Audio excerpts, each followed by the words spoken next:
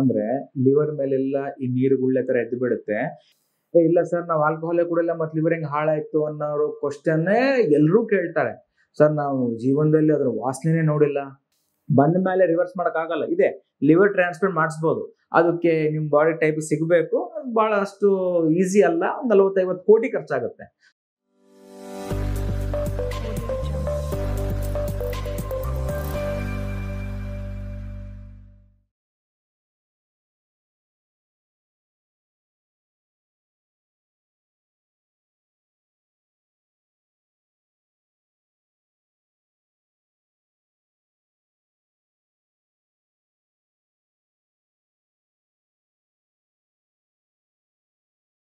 ನಮಸ್ಕಾರ, ನಾನು ನಿಮ್ಮ ಡಾಕ್ಟರ್ ರಘುನಂದನ್, ಮಾಣಿಕ್ಯ ನೇಚರ್ ಕ್ಯೂರ್ ಕ್ಲಿನಿಕ್, ಬಳ್ಳಾರಿ.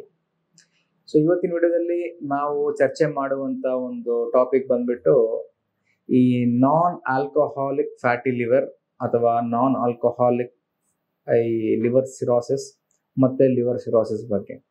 ಈ ಇಷ್ಟಕ್ಕೆ ಮುಂಚೆ ಒಂದು ವಿಡಿಯೋದಲ್ಲಿ ನಾವು ಫ್ಯಾಟಿ ಲಿವರ್ ಬಗ್ಗೆ ಮಾತಾಡಿದ್ವಿ.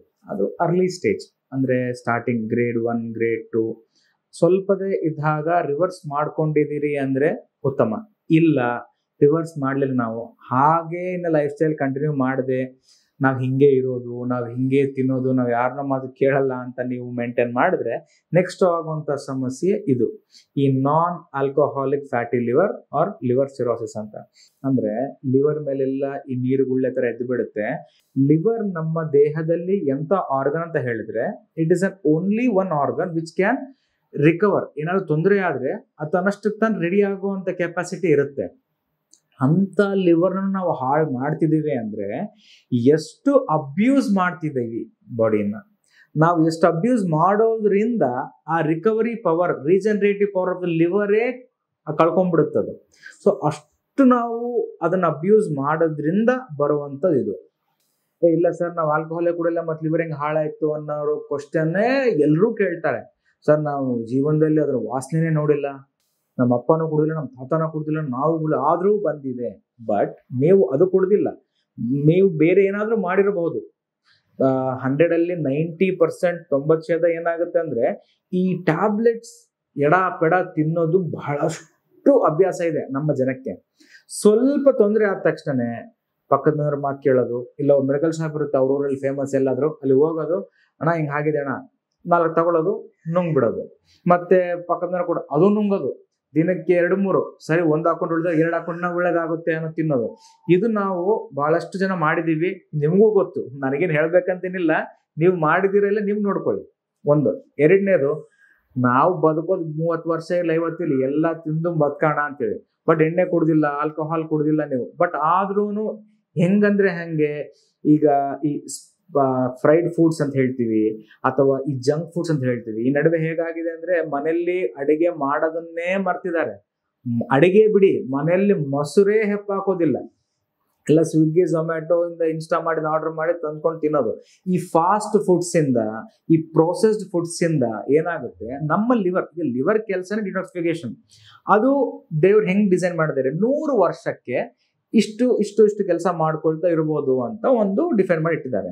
ಈಗ ನಾವೇನ್ ಮಾಡ್ತಿದೀವಿ, ಪ್ರತಿದಿನ ಈ ಹೊರಗಡೆ ಆಹಾರ ಇರ್ಲಿ, ಜಂಕ್ ಫುಡ್ ಇರ್ಲಿ, ಅನ್ಹೈಜಿನಿಕ್ ಫುಡ್ ಇರ್ಲಿ, ಲೇಟ್ ನೈಟ್ ತಿನ್ನೋದಿರ್ಲಿ, ಇವೆಲ್ಲ ಮಾಡೋದ್ರಿಂದ ಲಿವರ್ನ ಓವರ್ ಬರ್ಡನ್ ಮಾಡಿ 100 ವರ್ಷ ಕೆಲಸ ಮಾಡ್ಬೇಕಂತ ಲಿವರ್ನ 25-30 ಇಯರ್ಸ್ಗೆನೆ ಡ್ಯಾಮೇಜ್ ಮಾಡ್ತಿದೀವಿ. ಸೊ ಹೀಗೆ ಡ್ಯಾಮೇಜ್ ಮಾಡಿದ್ರೆ ಅದು ತಡ್ಕೊಳಕ್ ಆಗದೆ ಅದು ಕೊಳ್ತೋಗ್ಬಿಡುತ್ತೆ. ಆ ಕೊಳ್ತೋಗೋದನ್ನೇ ನಾವು ಹೇಳೋದು ಸಿರೋಸಿಸ್ ಅಂತ ಹೇಳಿ, ಅಥವಾ ನಾನ್ ಆಲ್ಕೋಹಾಲಿಕ್ ಫ್ಯಾಟಿ ಲಿವರ್ ಅಂತ. ಅದ್ರ ಮೇಲೆ ಲಿವರ್ ಮೇಲೆ ಫ್ಯಾಟ್ ಒಂದು ಬ್ಯಾಕ್ಟರ್ ಹಾಕೊಂಡಿರುತ್ತೆ ಅಂತ ನಾನು ಫ್ಯಾಟ್ ಲಿವರ್ ಹೇಳಿದ್ದೀನಿ. ಇದ್ರಲ್ಲಿ ಏನಾಗುತ್ತೆ, ಫ್ಯಾಟು ಇರುತ್ತೆ, ಅದ್ರ ಜೊತೆ ಲಿವರ್ ಪಾರ್ಟ್ಸ್ ಎಲ್ಲ ಹಿಂಗೆ ನೀರು ಬೊಬ್ಬೆ ತರ ಎಲ್ಲ ಹಾಳಾಗೋಗಿ ಲಿವರ್ ಸೈಜ್ ಡಬಲ್ ಆಗ್ಬಿಡುತ್ತೆ. ಅವಾಗ ಫಸ್ಟ್ ಸಿಂಪ್ಟಮ್ ಏನು, ಹೊಟ್ಟೆ ನೋವು. ಏನ್ ಟ್ಯಾಬ್ಲೆಟ್ಸ್ ತಗೊಂಡ್ರು, ಏನ್ ಮಾಡಿದ್ರು ಹೊಟ್ಟೆ ನೋವು ಹೋಗೋದಿಲ್ಲ. ಸ್ವಲ್ಪ ಆಹಾರ ತಗೊಂಡ್ರು ವಾಂತಿ ಬಂದ್ಬಿಡುತ್ತೆ, ತಿನ್ನಕ್ಕಾಗಲ್ಲ, ಪಿತ್ತ ಆಗ್ತತೆ, ಅಜೀರ್ಣ, ಮೋಷನ್ ಆಗಲ್ಲ, ನೆಮ್ಮದಿ ಇರಲ್ಲ, ಮಲ್ಗೆ ಇದ್ರೆ ನಿದ್ದೆ ಬರಲ್ಲ, ಒದ್ದಾಟ. ಅವಾಗ ನೀವು ಈ ಸಣ್ಣ ಡಾಕ್ಟ್ರು, RMP ಡಾಕ್ಟ್ರು, ಮನೆ ಪಕ್ಕದಿರೋರು, ಮೆಡಿಕಲ್ ಶಾಪ್ ಎಲ್ಲ ಬಿಟ್ಟು ಹೋಗ್ತೀರಿ, ದೊಡ್ಡ ಊರಿಗೆ ಹೋಗಿ ಸ್ಕ್ಯಾನಿಂಗ್ ಮಾಡಿಸ್ತೀರಿ. ಅವ್ರು ಹೇಳ್ತಾರೆ ಇದೇನ್ ಮಾಡಕ್ ಆಗಲ್ಲ. ಅವಾಗ ನೀವು ಅದ್ರ ಬಗ್ಗೆ ಯೋಚನೆ ಮಾಡಿ ಉಪಯೋಗ ಇಲ್ಲ.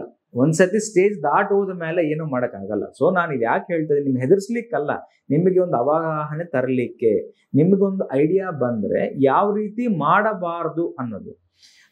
ಈಗ ನಾವು ನೋಡ್ಕೊಂಡ್ರೆ ಲೇಟ್ ನೈಟ್ ಫುಡ್ 12 ಗಂಟೆ 1 ಗಂಟೆಗೆ ಆರ್ಡರ್ ಮಾಡಿ ತಿನ್ನೋದನ್ನೋದು ಹ್ಯಾಸ್ ಬಿಕಮ್ ಎ ಟ್ರೆಂಡ್. ಅದು ಹೆಂಗಾಗಿದೆ ಅಂದ್ರೆ ಈಗ ರಾತ್ರಿ 1 ಗಂಟೆಗೆ ತರ್ಸ್ಕೊಂಡು ತಿಂದ್ರೇನೆ ತಿಂದ ಹಾಗೆ. ನಾನು ಇಷ್ಟಕ್ಕೆ ಮುಂಚೆ ವಿಡಿಯೋದಲ್ಲಿ ಗಟ್ ಹೆಲ್ತ್ ಬಗ್ಗೆ ಹೇಳಿನಿ. ಆ ಗಟ್ ಹೆಲ್ತ್ಗೂ ಹಾಳಾಗೋಕ್ಕೆ ಇದೆ ಒಂದು ಆಫ್ ದ ರೀಸನ್. ಅದಕ್ಕೂ ಟೈಮ್ ಬೇಕಲ್ಲ. 24 ಗಂಟೆ ಏನೋ ಒಂದು ತಿಂತಾನೆ ಇದ್ರೆ ಬ್ಯಾಕ್ಟೀರಿಯಾಗೂ ರೆಸ್ಟ್ ಬೇಕು, ಹೊಟ್ಟೆಗೂ ರೆಸ್ಟ್ ಬೇಕು. ಅದು ರೆಸ್ಟ್ ಮಾಡಿಲ್ಲ ಅಂದ್ರೆ ಸರಿಯಾಗಿ ಕೆಲಸ ಮಾಡಕ್ ಸಾಧ್ಯ ಆಗಲ್ಲ. ಸರಿಯಾಗಿ ಕೆಲಸ ಮಾಡಿಲ್ಲ ಅಂದ್ರೆ ಆ ಟಾಕ್ಸಿನ್ಸ್ ಎಲ್ಲ ಹೊರಗೆ ಹೋಗಿ ಅಬ್ಸರ್ವ್ ಆಗ್ಬಿಡುತ್ತೆ. ಸೊ ಲಿವರ್ ಮೇಜರ್ ಕೆಲಸನೇ ಡಿಟಾಕ್ಸಿಫಿಕೇಶನ್.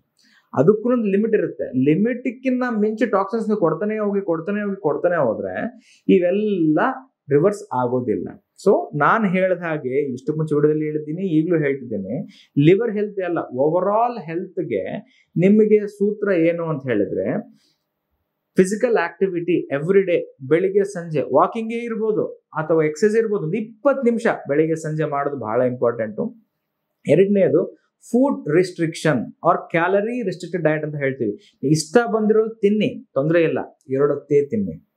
ಜಾನ್ಗೆ ಪ್ರತಿ 1 ಅವರ್ಗೆ ಪ್ರತಿ 2 ಅವರ್ಸ್ಗೆ ತಿನ್ನೋದು ಬೇಡ. ಲೇಟ್ ನೈಟ್ಸ್ ಬಿಡಿ. 7:30-8 ಗಂಟೆ ಆದ್ಮೇಲೆ ಊಟ ಹೇಳ್ಬೇಕಂತ ಹೇಳಿದ್ರೆ ಸನ್ಸೆಟ್ ಆದ್ಮೇಲೆ ತಿನ್ಬಾರ್ದು ಅಂತ ನಮ್ಮ ನ್ಯಾಚುರೋಪತಿ ಪದ್ಧತಿಯಲ್ಲಿ ಹೇಳ್ತೀವಿ. ಬಟ್ ಪ್ರಾಕ್ಟಿಕಲಿ ಕಷ್ಟ ಆಗ್ತದೆ. ಸೊ ನಾನು 8 ಗಂಟೆ ಡ್ರ್ಯಾಗ್ ಮಾಡೀನಿ. ನೀವು 8ನ 10 ಮಾಡ್ತೀರಿ, 10ನ 12 ಮಾಡ್ತೀರಿ. ಹಾಗೆ ಮಾಡಬೇಡಿ. 8 ಗಂಟೆ ಒಳಗಡೆ ತಿನ್ಬಿಡಿ. ಇಲ್ಲ ಸರ್ ನಮ್ಗೆ ಆಗಲ್ಲ ಅಂದ್ರೆ ಇನ್ನೊಂದು ಕೆಲಸ ಮಾಡ್ಬೋದು. ಬೆಳಿಗ್ಗೆ ನೀವು ನಾನು ಹೇಳ್ದಂಗೆ 8-9 ಗಂಟೆಗೆ ಗಂಜಿ ಕುಡೀರಿ. 11:30-12 ಗಂಟೆಗೆ ಊಟ ಮಾಡಿಬಿಡಿ ಹೊಟ್ಟೆ ತುಂಬ. ಮತ್ತೆ 3-4 ಗಂಟೆ ಟೈಮಲ್ಲಿ ನೀವು ಹಣ್ಣು ತಿನ್ನಿ. 6:30ಗೆ ಡೈರೆಕ್ಟ್ಲಿ ನೀವು ಟಿಫಿನ್ ಮಾಡಿಬಿಡಿ. ಇದು ಪಾಸಿಬಲ್.